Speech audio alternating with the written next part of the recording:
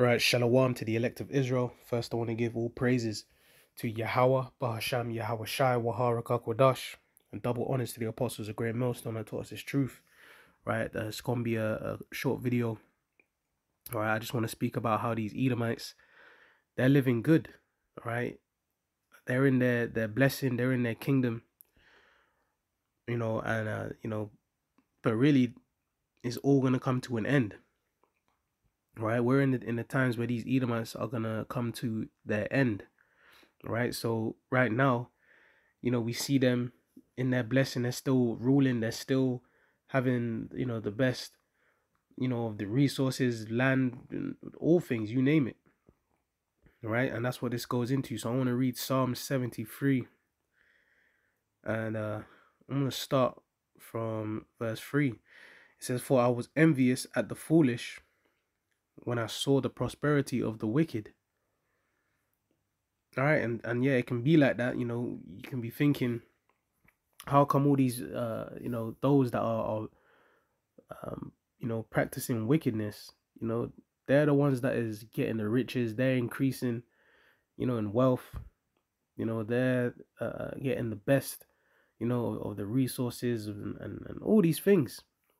You can think of it like, it's like they're getting all these, riches and rewards and good things, and, you be trying to do the right thing, and you're catching hell.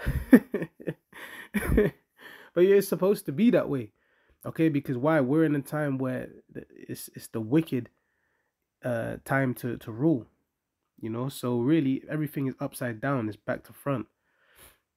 So it's really good that we go through our hell now, so we don't have to go through hell later, man, because how it's gonna flip and reverse. You're not gonna want to be in the position of those that are prospering and have all this riches and basically being wicked, right? Because they're gonna get their judgment. Right now it says, "For there are no bands in their death, but their strength is firm." Yeah, and it's like, they maintain their riches. It's like they always hand down their inheritance and their estates, their wealth. Especially these Edomites. All right, their men. They get inheritance. They ain't even worried, man. They know whoever passes or whatever, they're gonna get this allotted to. They're good. All right, because it says they are not in trouble as other men, neither are they plagued like other men. See, because with our people, the Israelites, so-called Negroes, Latinos, Native Americans, our people, there can be a death in the family and it messes everything up. There's debts now. We inherit debt, man. We get taxed. We get possessions, seized, repossessed, or all that type of things, man. We go through all these curses.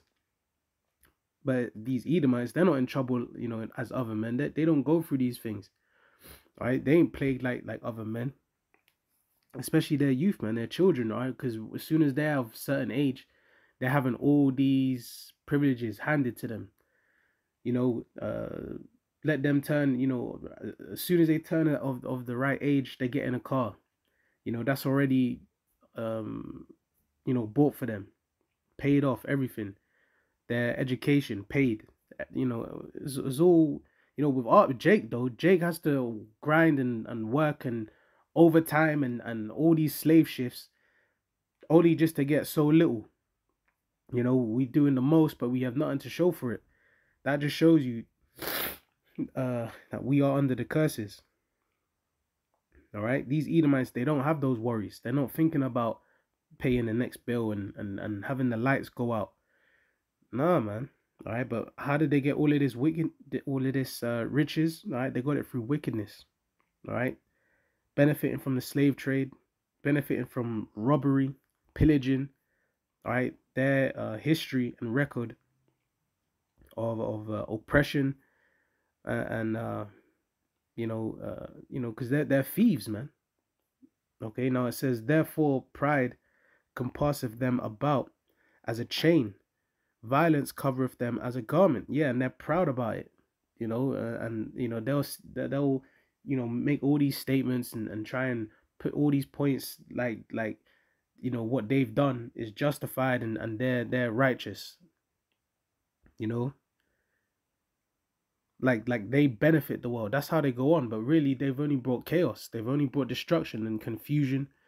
All right, and that's why they're proud, because they got ultimately the sword. All right, their blessing, a part of their blessing is the sword, man. The gun, the nuclear missiles, all these weaponaries. All right, that's why they're proud, because they're ultimately violent people, man.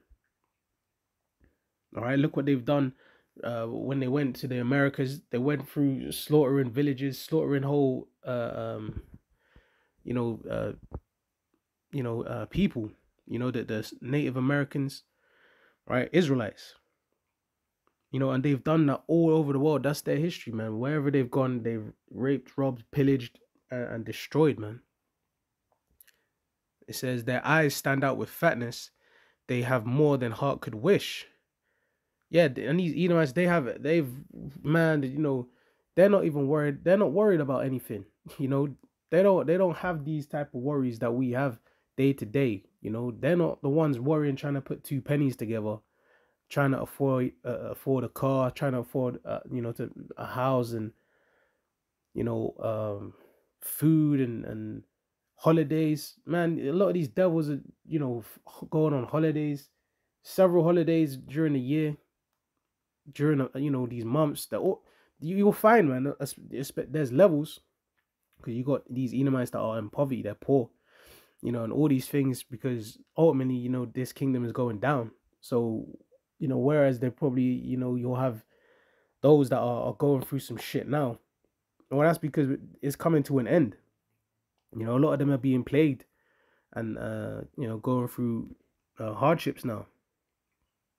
But really, before, they were in the height of their kingdom, in the height of their wickedness, man. They had the best access to the food, best wines, best holidays, travels, anything, you name it. Even to the point where all these colonized countries, and islands, they're all holiday resorts for these rich crackers, man. These Edomites, they'll go over there, and yeah, they've oppressed those people and destroyed them, but now they got those people there just serving them on those beach resorts, you know. So this shit is wicked, man.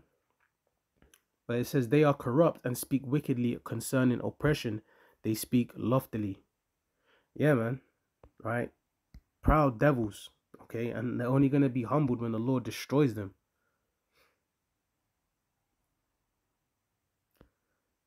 This is Zechariah 11 and verse 5. It says, whose possessors slay them and hold themselves not guilty, and they that sell them say, blessed be the Lord, for I am rich, and their own shepherds pity them not. So yeah, so these Edomites don't think that they have to pay, and that they're not guilty for the slavery of the Israelites on the transatlantic slave trade.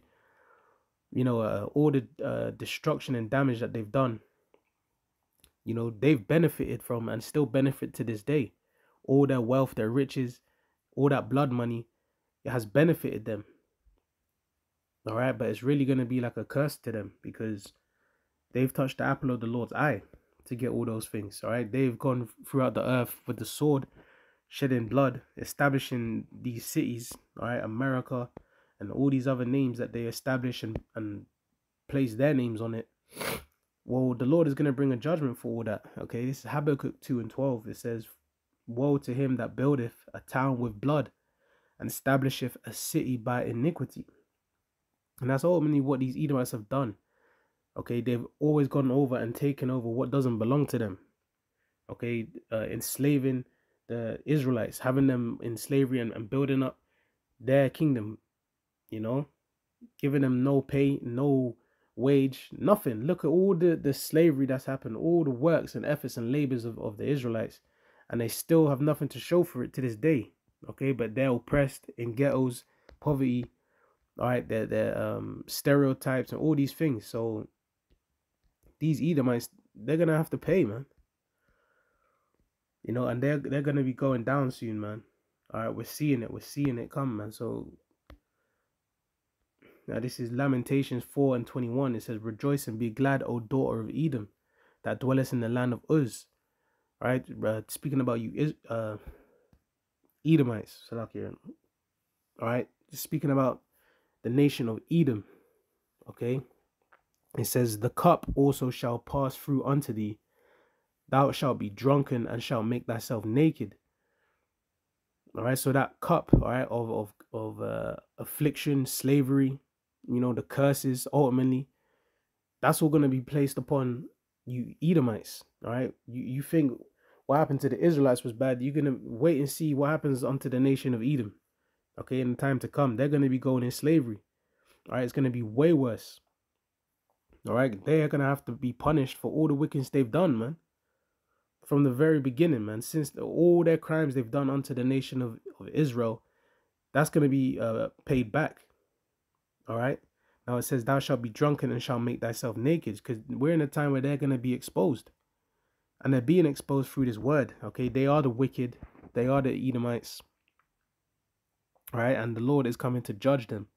All right. America, being Babylon, is going to be destroyed. And it's going to be the downfall of the whole kingdom of Edom. Okay, now it says, "The punishment of thine iniquity is accomplished, O daughter of Zion," all right, which is the Israelites. Okay, we've been punished. We've been going down. You know, we've been at the bottom. You know, we've been oppressed, going through all the hell and curses. All right, the Lord has corrected us, and He's given us this truth. He's given the elect, the remnant that repent, this truth. Okay, and we're witnessing the you know, the fall of our enemies. All right, now it says, "He will no more carry thee away into captivity. He will visit thine iniquity, O daughter of Edom. He will discover thy sins." All right, so no more slavery for the nation of Israel.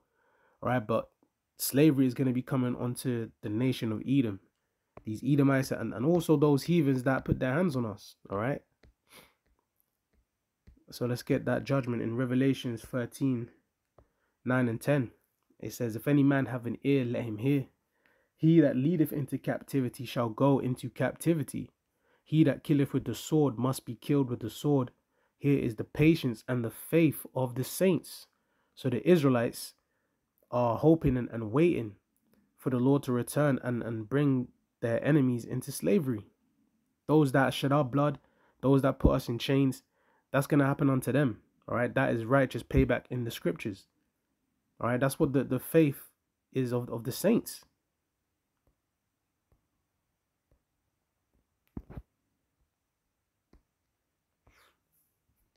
All right, so this is what we're hoping for, man. You know, we hoping for, and we see the day approaching. All right, because the scriptures tell you, you know, the triumphing of the wicked is short. All right, the joy of the hypocrite is but for a moment. All right, so I'm going to end it there. I'll say all praises be to Yahweh, Ba'ashim Yahushai, Waharak Akwadash. Double honors to the apostles of Great Millstone and to the elect. Shalom.